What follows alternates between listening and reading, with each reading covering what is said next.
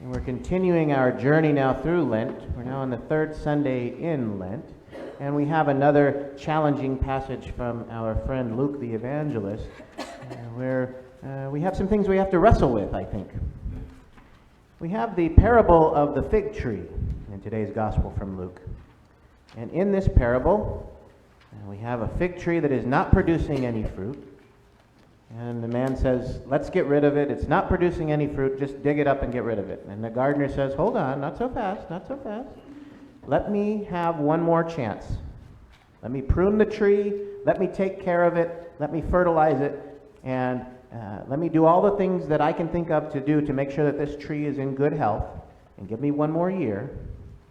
And if the tree it still doesn't produce any fruit after a year, then go ahead and get rid of it. But give me one more chance to make sure that this tree is given every opportunity it has. And the obvious message here is that we're being encouraged to offer some grace and dignity and maybe even a second chance to people in our lives. And I think we want to be careful with that because we don't want to give people a pass to continue with abusive behavior, for instance. We don't want to allow behavior that's inappropriate to continue. But at the same time, it's appropriate to extend grace and dignity to those in our lives. We don't want people to have this absence of consequences from their behavior, and this fruit tree's consequences are that if it is given one more chance, then the tree is gone, right? So the consequences go along with behavior, but the dignity of the human person is to be respected. Now, when I was reviewing the scriptures for today, I was brought back to my time when I served as a hospital chaplain. And as a hospital chaplain, I wore a number of different hats. The hat that I wore most often was to be a spiritual support to the nurses and doctors and staff at the hospital. That was probably the hat that I wore more often than any other. Second to that was to be a spiritual support for patients. I also served as a mediator in family meetings and things like that. And then I had some of the things that I did other times. One of those roles I like to call I was a bouncer in some way.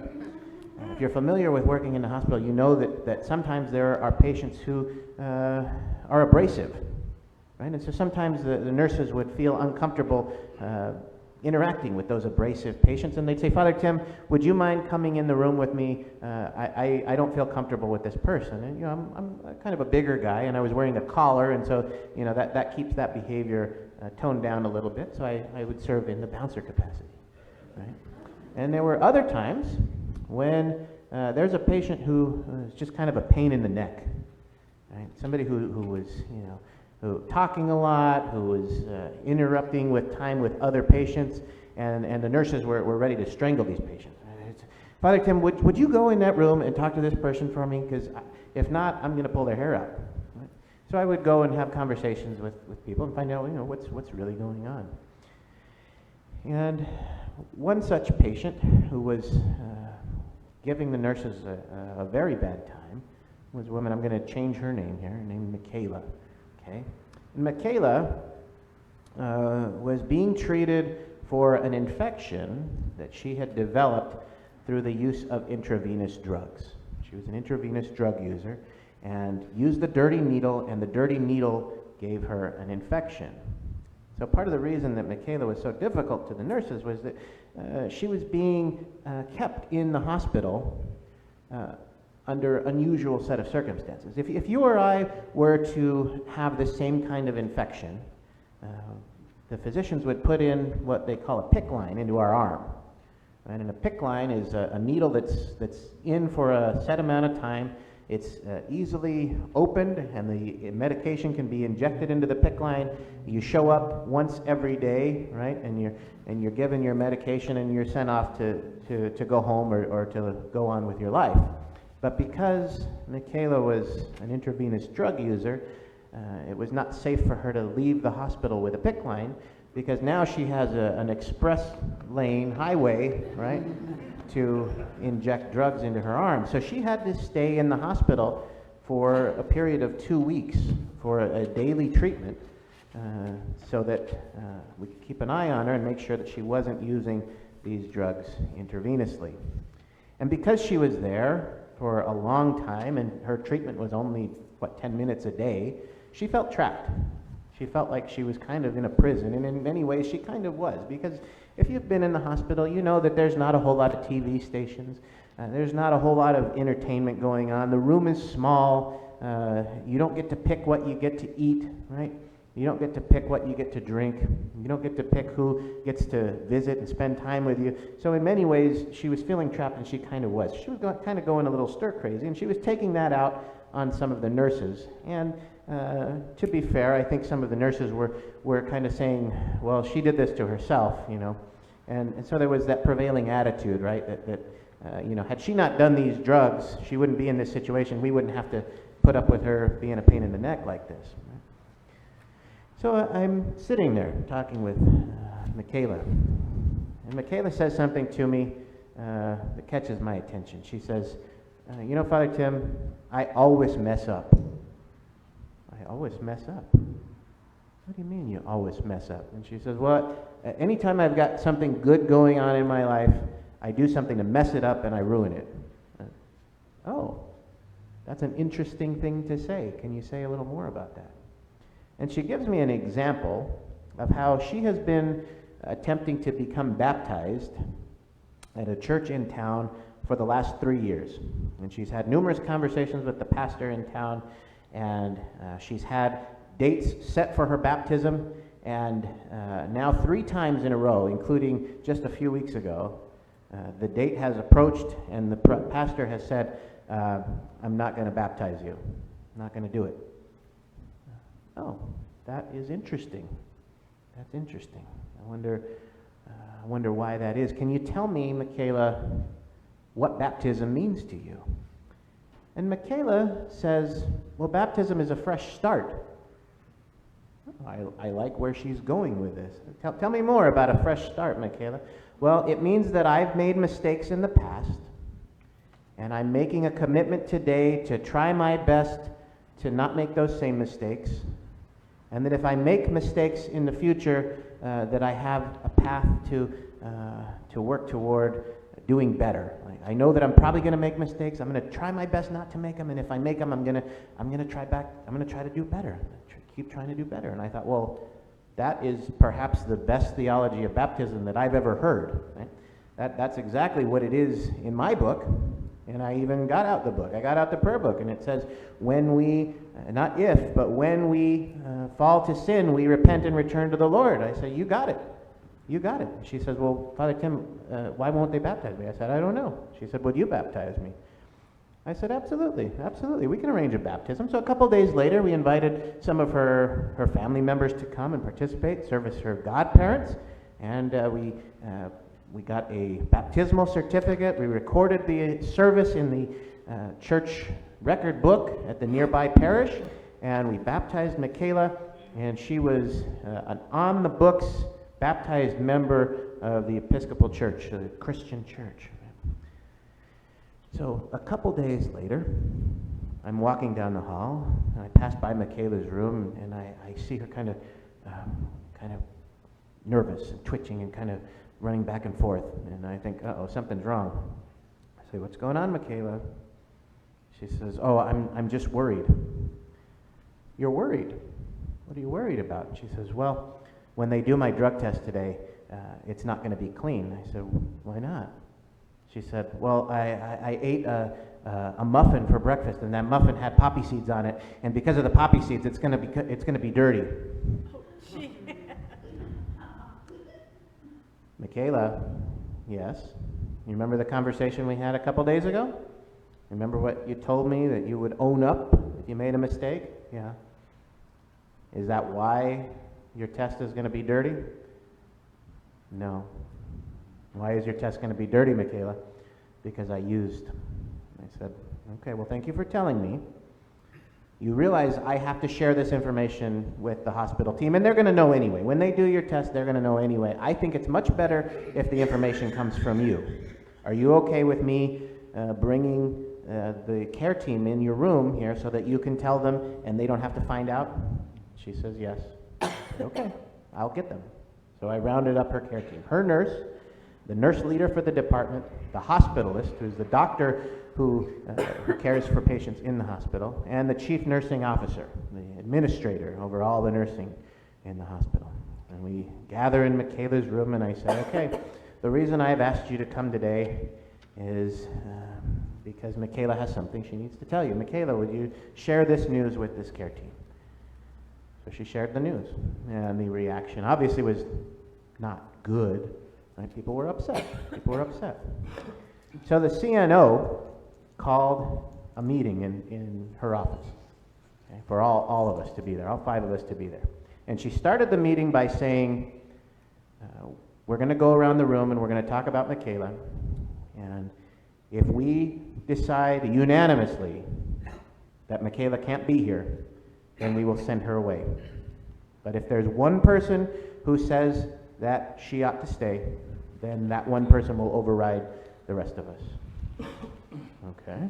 So we go around the room. Each person says, no, let's get rid of her, let's send her home, And it gets to me.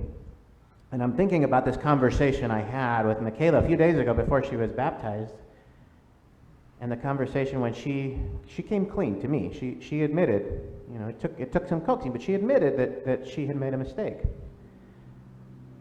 I said, let's keep her. Let's let her stay. And obviously the reaction, oh no, because let's be real, they had seen this movie before. And they know how this movie ends. But here I am saying, well, she promised me, she made a promise to me. I want to honor that promise. Okay, well that's the agreement I made with you, Father Tim. Okay, let's allow her to stay. Let's give her one more chance. Okay. Well, a couple days later, guess what? I'm passing by her room again, and I see her packing her bags. I said, what are you doing, Michaela? She says, I'm getting ready to leave. Why are you getting ready to leave? She said, well, I'm going to test dirty again. Are you serious? You used again? She did, and this time she knew. She knew that there were no second chance. She's packing her bag, getting ready because she knows the conversation is going to happen in about an hour. Right? And so she's sent home. Now, not without any care, by the way. The plan of care going forward is that the PICC line is removed and that she'll have to come back every day and have an injection. They'll need to poke her with a new needle every day, right, to continue this treatment. She's not on her own, but she also isn't able to stay in the hospital where she's in safer hands, right? And she leaves.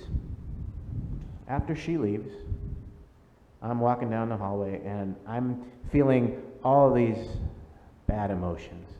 I'm feeling sad. I'm feeling angry. I'm feeling betrayed. I had tears in my eyes. I had tears coming down my cheek. And the CNO, Chief Nursing Officer, sees me and says, Father Tim. Yeah? Okay. Father Tim, come to my office. The chief nursing officer is an administrator in the hospital, right? One of the top positions in the hospital. And I was not crazy about being called to her office because I didn't know what was going to happen. I'm thinking, oh boy, this is my fault, right? This is my fault. I allowed this to happen, right? She says, have a seat, Father Tim. Okay. And she says, Father Tim, what's wrong? What's going on? And I say, wait a minute. This is my job. I'm supposed to ask you what's wrong, what's going on. She says, well, okay, let me be a pastoral person in your life right now and tell me what's going on. Tell me what you're feeling. So I'm feeling angry, and I'm feeling sad, and I'm feeling hurt, and I'm feeling betrayed. She burned me. I feel foolish. In front of you and everybody else, I said, let's let her stay. And you all knew that she was going to burn me. And so I feel foolish because I was the one that said, let's let her stay. And then she says something to me. She said, well, I set up that meeting like that on purpose. What do you mean? She said, I thought we should have given her another chance. But my role as CNO is not to be the person who says that. My role as CNO was to yield to you to be the chaplain, because I knew you were going to say that. What do you mean you knew I was going to say that? She got it. The CNO understood that passage that we just heard. She got it. She just knew that that wasn't her place. That wasn't her role at that time to intervene in that way. And she somehow suspected that I would. Like she kind of set up the meeting in a way that she knew that that would be the outcome. She asked me, she said, if you knew, let's say you didn't know. I think you knew in your heart. I think you knew she was going to burn you, right? But let's say you didn't know. Would you have done anything different? I guess not. I guess not. Right? So what we're talking about here is the grace that Elizabeth extended. She extended by way of setting up the meeting in that way. She didn't have to say that it had to be unanimous, right? She could have said majority rules, and in that case, she knew the outcome, right? So she knew the outcome. But she extended grace to this person who was representative of the fig tree in our story today. And so I got to thinking, how many times in my life have I been that fig tree? How many times have I been the person who wasn't yielding good fruit, and somebody said, I want to give him another chance. I want to give him another chance. And I suspect there are probably times in my life when I've been able to extend that same kind of grace to someone else, right? And so what I want us to do is to kind of chew on that for a little bit. To chew on that. Who are the people in our life who have given us grace when maybe we felt like we didn't deserve it? Because I bet it's happened. I bet it's happened. When somebody's given us grace, given us another chance, when maybe we didn't think we deserved it. And maybe there's some times in our life when we've been the person who's extended a little grace, a little dignity, when maybe that person didn't feel like they deserved it. Because we're talking about, as we continue our Lenten journey, we're talking about this idea of working toward mission in the church. We're talking about building our relationships between one another and with Jesus. And that's a pretty good, impactful way to do that, isn't it? To think about those times when we've had grace extended to us, and that's helped us to grow. Or maybe we've had the opportunity to help others to grow by extending grace. Now, Michaela did come back to say hi to me about a year later after this happened, and she was clean, and I was happy. I was happy for her. And as I was preparing for today's scripture reading, I thought, I wonder how she's doing. And I looked her up, and I was saddened to discover that last summer Michaela died. I don't know the details. I suspect there's a good chance that it's because she succumbed to her addiction. She was a lifelong drug user. And I suspect that probably had at least something to do with it. I was very sad. I was very sad.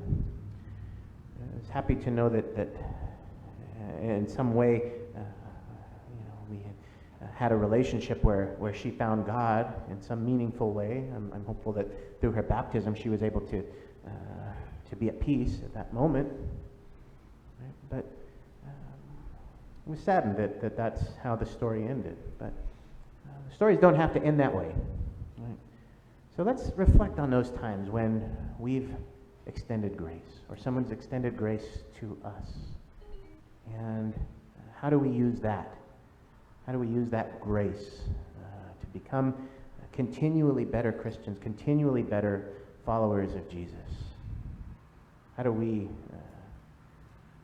serve as that gardener who says, let's let that fig tree last give it one more year. Amen. Amen.